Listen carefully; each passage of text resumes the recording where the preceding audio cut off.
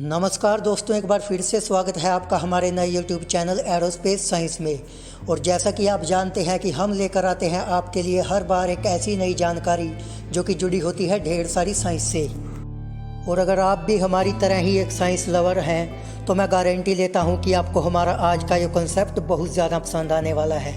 तो चलिए जल्दी से शुरू करते हैं आज का ये शानदार टॉपिक, जिसमें हम जानेंगे कि एक प्लेन को हवा में कैसे कंट्रोल किया जाता है, या दूसरे शब्दों में अगर कहिए तो किसी भी प्लेन का वो कौन सा प्रिंसिपल होता है जिसकी मदद से वो आसानी से हवा में टेक ऑफ कर जाता है। तो चलिए जान लेते हैं आज कुछ नया। अगर आपको भी मेरी ही तरह यह लगता है कि हवाई जहाज़ उसके पंखों पर लगे जेट इंजन्स की मदद से उड़ान भरता है तो आप यहाँ गलत हो। जी हाँ दोस्तों, क्योंकि मुझे भी यह काफ़ी बाद में समझ आया था कि जेट इंजन्स का काम तो बस प्लेन को एक थ्रस्ट देना होता है, ना कि उसे उड़ाना। अब ये थ्रस्ट क्या होता है? एक्चुअली दोस्तों, इंजन द्वारा जनरेट किया गया वह प्रेशर जो कि एरोप्लेन की बॉडी पर आगे की तरफ एक फोर्स लगाता है, उसको हम थ्रस्ट कहते हैं। यहाँ हम इसको एक एग्जाम्पल से समझ लेते हैं। आपने दिवाली पर रॉकेट तो चलाया ही होगा।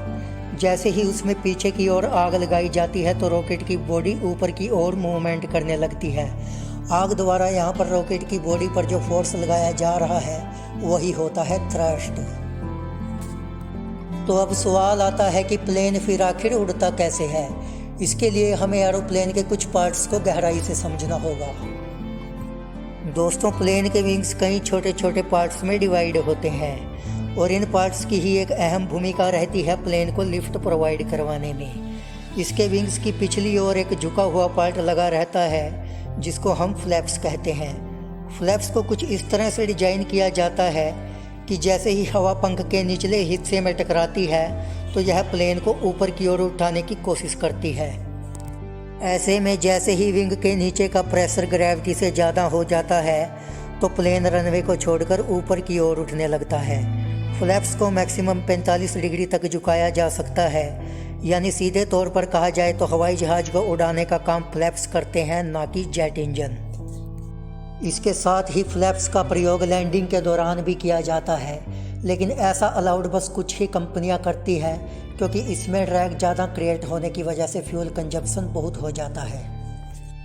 खैर दोस्तों, अब हम आसमान में तो पहुंच गए, लेकिन अब सवाल आता है कि दाएं बाएं कैसे मुड़ा जाए। तो यहाँ काम करते हैं एलिरोन्स। अब ये क्या है?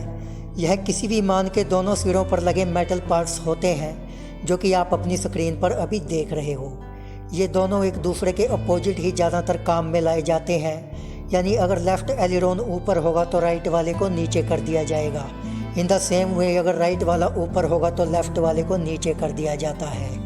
इनका काम प्लेन को रोल कराना होता है जिससे कि वो एक स्मूथ टर्न ले सके, क्योंकि एक एलिरोन पर जब हवा का प्रेशर ज़्यादा होता है तो उसके बिल्कुल अपोजिट दूसरे एलिरोन पर हवा का प्रेशर बहुत ही कम होता है। ऐसे में एयर प्रेशर डिफरेंस के कारण प्लेन की बॉडी एक टर्न लेने लगती है और पायलट हवा में अपनी मर्जी से प्लेन को मोड़ पाता है। हालांकि यह काम रडर की मदद से भी किया जा सकता है, मगर पैसेंजर्स की दृष्टि से देखा जाए तो उनके लिए यह थोड़ा सा अनसेफ रहता है। यानी कुल मिलाकर अब वीडियो में बढ़ते हैं आगे की ओर, जब हम चर्चा करेंगे कि किसी प्लेन को ऊपर नीचे कैसे किया जाता है, जिसको हम टेक्निकल भाषा में पिच कहते हैं। क्योंकि अब प्लेन सीधा तो रहता नहीं है, उसको लैंडिंग के लिए झुकना भी पड़ता है और उड़ान भरने के लिए नोज टिप को ऊपर भी करना पड़ता है। तो ऐसे में यहाँ पर जो मैकेनिज्म काम करता है उसको हम एलिवेटर कहते हैं। तो आइए जानते हैं एलिवेटर के बारे में डीपली। यह प्लेन के पिछले हिस्से में हॉरिजॉन्टल स्टेबलाइजर से जुड़ा हुआ एक भाग होता है। यह भी एलिरोन की ही तरह एडजस्टेबल होता है। जब पायलट को कोई भी प्लेन टेक ऑफ करना होता है तो वो एलिवेटर को ऊपर की ओर कर देता है, और इसके बिल्कुल अपोजिट जैसे ही उसको कोई प्लेन लैंड करना होता है तो वो एलिवेटर को नीचे की ओर कर देता है। प्लेन में हुई इसी मूवमेंट के कारण ही कोई प्लेन जो है टेक ऑफ या लैंडिंग आसानी से कर पाने में सक्षम होता है।